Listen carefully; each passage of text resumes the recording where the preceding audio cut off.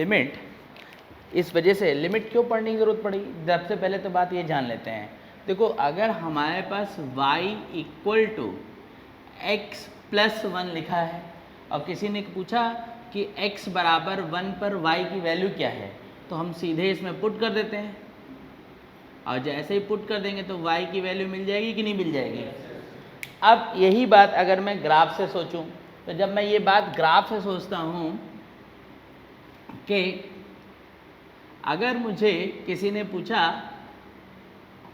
Graph में कोई graph बना हुआ है और उसमें y की वैल्यू, तो अगर ये ग्राफ बना हुआ है y बराबर fx का और हमसे पूछा गया है कि बताओ x बराबर a पर y की वैल्यू क्या है, तो हम लोग हमेशा क्या करते हैं कि जिस तरफ ग्राफ होता है उस तरफ हमेशा x बराबर a से एक लाइन खींचेंगे जो ग्राफ को काटे।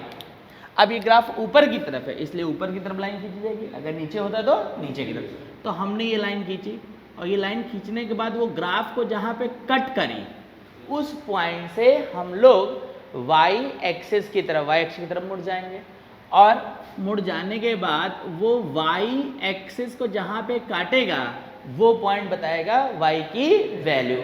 तो यहाँ पे x बराबर a रख दिया गया, तो यहाँ पे हमें y की वैल्यू मिल गई क्या, f ऑफ a।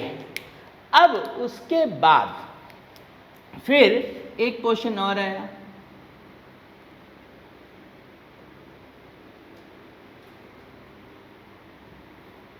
एक ग्राफ और बना हुआ था, ये y बराबर fx का, ठीक। और अब किसी ने हमसे पूछा कि x बराबर a पर y की वैल्यू क्या है, तो हम लोग यहाँ पर x बराबर a पे y की वैल्यू नहीं बता सकते थे क्योंकि x बराबर a से जब हमने लाइन खींची तो वो ग्राफ को कट ही नहीं करी, और जब वो ग्राफ को कट नहीं करी तो हम लोग यहाँ पे y की वैल्यू नहीं निकाल सकते हैं। और जब इस तरीके की सिचुएशन आ गई कि x बराबर a पर y का वैल्यू हम नहीं निकाल सकते हैं, तो उस केस में y की वैल्यू कैसे निकालें ये जानने के लिए ही हम ये चैप्टर पढ़ते हैं जिसका नाम लिमिट है। लिमिट कभी भी सॉल्व होगा तो उससे क्या हम लोग को मिलेगा, तो हम लोग ध्यान रखेंगे इससे हम लोग को वैल्यू ऑफ y मिलती है। लिमिट सॉल्व करने पर हमेशा क्या मिलेगा, y का वैल्यू। तो अब चूंकि हम इस पे वैल्यू निकाल नहीं पा रहे थे तो हमको क्या करना पड़ा कि हमने x बराबर a पे चूंकि हम वैल्यू निकाल नहीं पाए तो हमने क्या किया, x बराबर a के एक बार राइट साइड, राइट जब बोलेंगे तो इधर और लेफ्ट बोलेंगे तो इधर, तो हम राइट साइड पे हमने y की वैल्यू निकालने की कोशिश करी।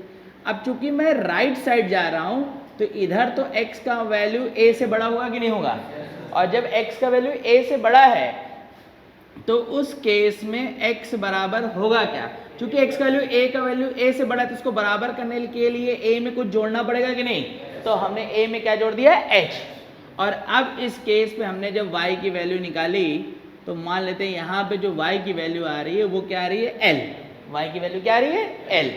अब इसी तरीके से फिर हम इस पॉइंट के लेफ्ट हैंड साइड गए और जब लेफ्ट हैंड साइड जाएंगे तो यहाँ पर लेफ्ट x बराबर a के लेफ्ट, तो यानी x का वैल्यू a से क्या हो गया, छोटा, और जब x का वैल्यू a से छोटा हो गया तो इसको बराबर करने के लिए हमें क्या करना पड़ेगा, भाई x का वैल्यू a से छोटा है और इसको x के बराबर करना है, तो इसका मतलब क्या हो जाएगा ऋतिक कि a से हमें इसको क्या करना पड़ेगा, माइनस, और उस पे भी जब हमने y की वैल्यू निकाली वो वैल्यू क्या है, l। तो मैं ये बोल सकता था क्योंकि x बराबर a के राइट से y की वैल्यू l, लेफ्ट से भी y की वैल्यू क्या है, l, तो इसका मतलब जो बीच में रहा होगा उसकी वैल्यू भी क्या, l।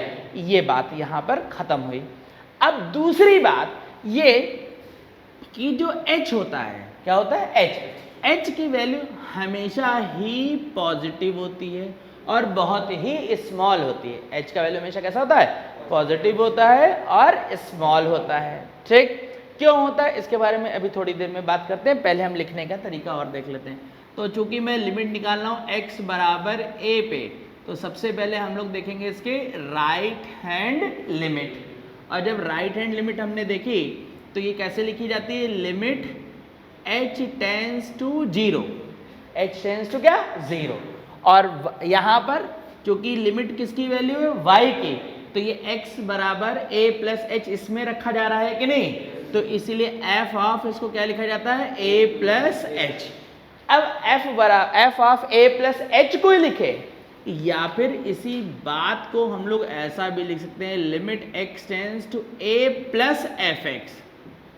यहां पे क्या हो रहा है, एक्स का वैल्यू ए से ज्यादा हो रहा है, तो ए प्लस एफ एक्स।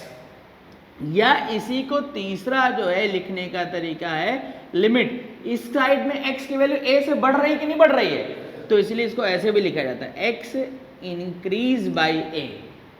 एक्स का जो वैल्यू ए से क्या हो रहा है, बढ़ रहा है, एफ एक्स।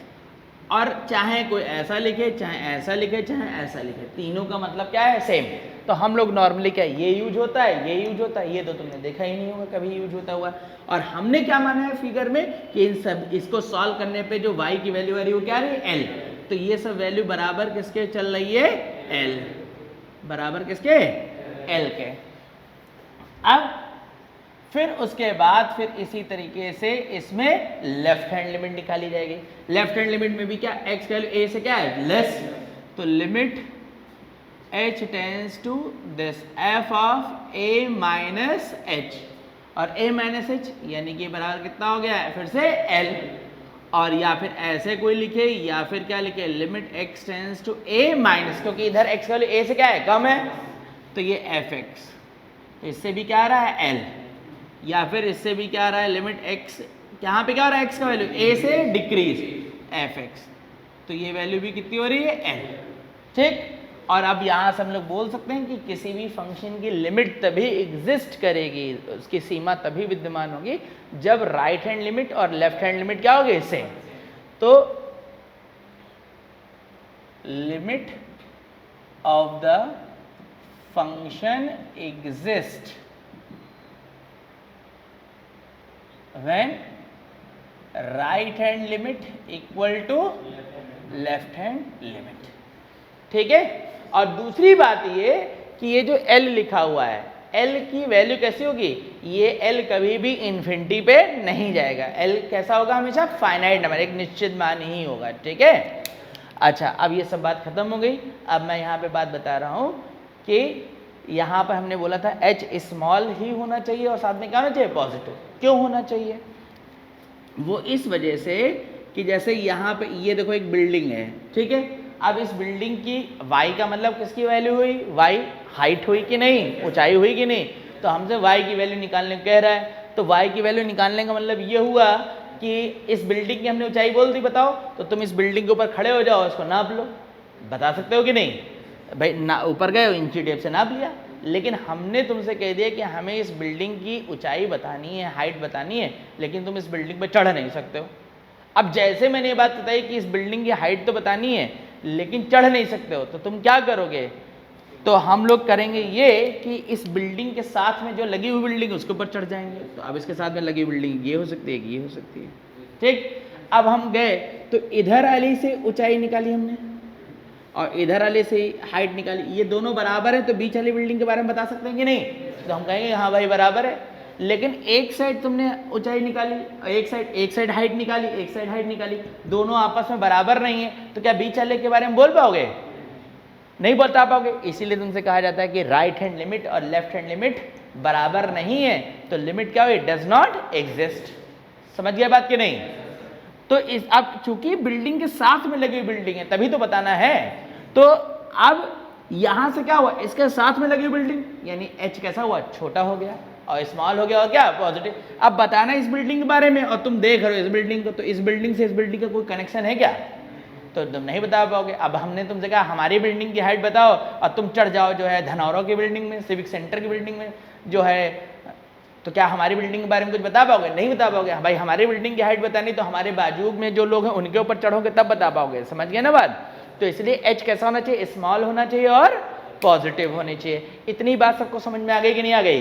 तो पहले इसको इतना लिख लेते हैं, फिर प्रॉपर्टीज शुरू करते हैं।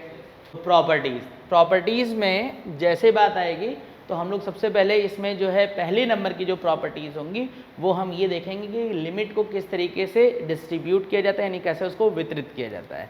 तो पहला नंबर यहाँ पे आएगा limit x tends to a f(x) plus gx। अगर फंक्शन प्लस में है और लिमिट लगी है तो इसको हम लोग अलग अलग कर सकते हैं। Limit x tends to a f x plus limit x tends to a क्या gx, बीच में प्लस है तो प्लस, माइनस है तो minus. Second limit x tends to a c into f x, अगर कोई कांस्टेंट नंबर लिमिट में लगा हुआ है, क्या लगा हुआ है कांस्टेंट नंबर, तो वो लिमिट से बेटा बाहर आ जाता है x tends to a f x, और c यहां पे क्या है कांस्टेंट।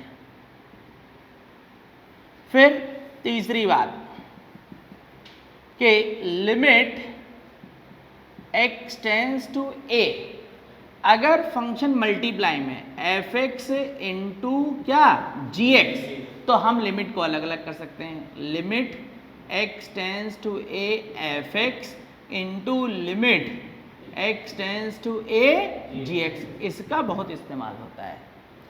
फिर fourth limit x tends to a f x upon g x, तो अगर ऐसा लिखा हुआ है तो भी हम लोग यहाँ से लिमिट अलग अलग कर सकते हैं कि limit x tends to a f x upon limit x tends to a g x, तो याद आएगा।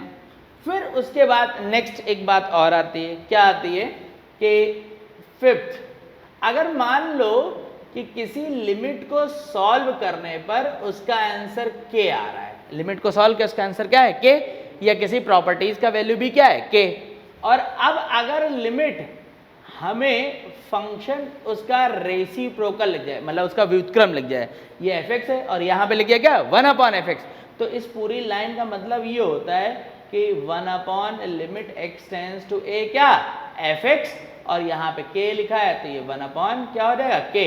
बस शर्त ये है कि k कभी भी 0 के बराबर नहीं होना चाहिए, क्योंकि k 0 के बराबर होगा तो ये परिभाषित नहीं होगा, क्योंकि डिनोमिनेटर में 0 कभी डिफाइन नहीं होता है। तो ये हो गए पहले राउंड की प्रॉपर्टीज, फिर एक दूसरे राउंड की, फिर उसके आगे थर्ड और एक क्या फोर्थ। नोट करेंगे इसको, फिर आगे बढ़ते हैं। ये एक्सपेंशन, तो एक्सपेंशन देखते हैं क्या क्या है। पहला फर्स्ट e की power x equal to 1 plus x upon factorial 1 x square upon factorial 2 plus x cube by factorial 3 plus up to infinity. Second e की power minus x 1 minus x upon factorial 1 x square upon factorial 2 x cube by factorial 3 plus up to infinity. फिर next third e यहाँ पे क्या है exponential है, यानी चरघातांकी है, जिसका वैल्यू 2 से बड़ा होता था और 3 से क्या होता था छोटा। फिर नेक्स्ट a की पावर x, तो इसका होता है 1 plus x log a upon factorial 1 x log a whole up square upon factorial 2 x log a whole cube by factorial 3 up to infinity.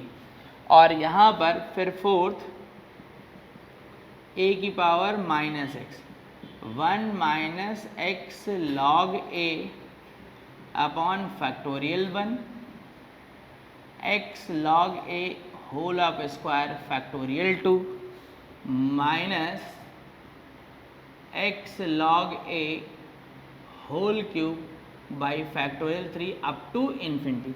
इसको याद रखना बड़ा आसान है, जितना पावर में उतना ही फैक्टोरियल में, जितना पावर में उतना ही क्या फैक्टोरियल, और माइनस वाले में क्या हो जा रहा है बस प्लस माइनस, बाकी सब में क्या चल रहा है प्लस।